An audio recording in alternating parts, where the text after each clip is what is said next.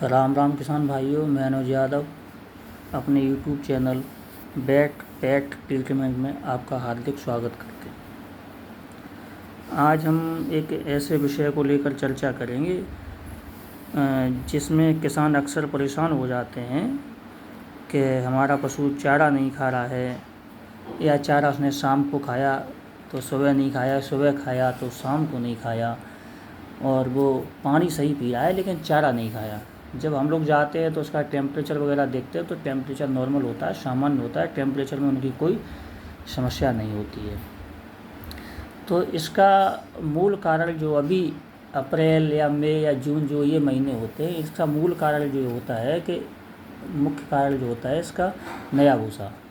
क्योंकि नया भूसा जो होता है, हम पशुओं को जब नया भूसा खिलाना शुरू करते हैं तो नए भूसे में धूल और मिट्टी के कण जो है अत्यधिक होते हैं उसमें।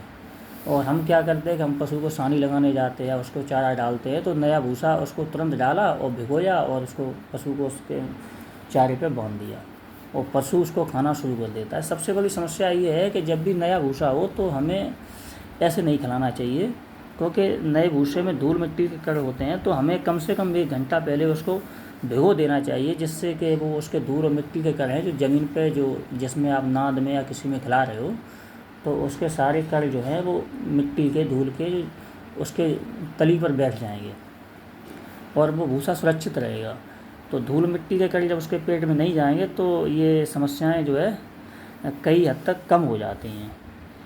तो इसमें क्या है, जब ऐसे अगर पशु चारा खाना कम कर देता है, जुगाली भी बंद कर देता है, या कुछ ऐसी समस्या हो तो पशु जो दुधारू पशु हैं वो दूध देना कम कर देते हैं, इंडाइजेशन का इसकी समस्याएं शुरू हो जाती हैं, अपचन की समस्याएं शुरू हो जाती हैं। तो ये सब समस्याओं को लेकर हम ये वीडियो बना रहे हैं और इसके विषय पर चर्चा करेंगे।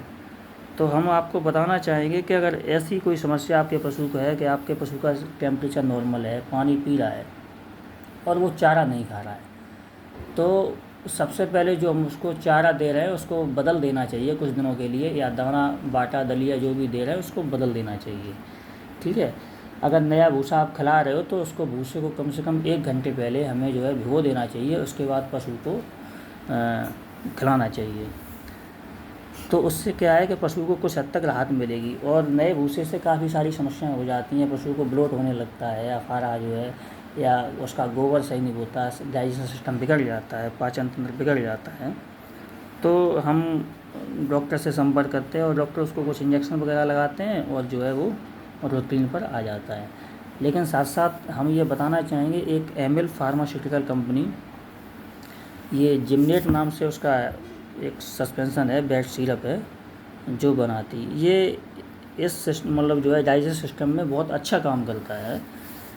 ये अगर पशु आपका चारा खाना कम कर देता है, या चारा छोड़ गया, या उसको ब्लोट आ रहा है, या इन्फेक्शन और रूमन गोबर के बंद के केस हो जाते हैं, इस तरीके के केस हो जाते हैं, तो हम लोग ऐसी दवाइयों का सजेस्ट करते हैं किसानों को।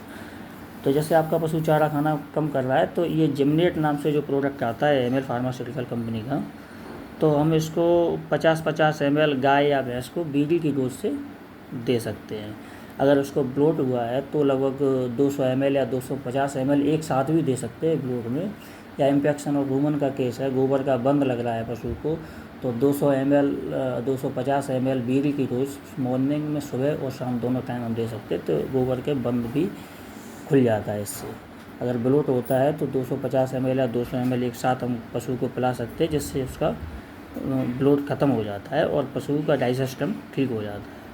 अगर नॉर्मल चारा पानी नहीं खा रहा है, अगर पशु बार बार चारा छोड़ रहा है, तो उसको हम 50-50 ml बीडी की डोज देंगे, जिससे कि पशु आपका चारा खाना शुरू कर देगा और डाइजेस्ट सिस्टम में ये जो है काफ़ी हद तक सुधार लाता है। ये बिल्कुल नेचुरल है, कोई प्रॉब्लम नहीं है उसमें, ये आयुर्वेदिक बना हुआ है। सारे सप्लीमेंट जो भी इसमें पड़े हुए हैं सब आयुर्वेदिक के हैं। एमएल फार्मास्यूटिकल कंपनी इसका निर्माण करती है और ये काफ़ी अच्छा प्रोडक्ट है, मैंने फील्ड में काफ़ी इसको यूज भी किया है। तो आपको अगर ऐसे कभी आपके पशु को, गाय या भैंस को ऐसी कोई समस्या होती है अगर पशु, तो हम उसको 50-50 ml सुबह शाम पिला सकते हैं। अगर कोई गोट है, सीप है, तो उसमें जो है ये हम 10 से 15 ml उसको एक बार दे सकते हैं। गोट में, शीप में या फ्लैक्स वगैरह में इसको जो है पिक्स वगैरह में इसको हम दे सकते हैं 10 से 15 ml।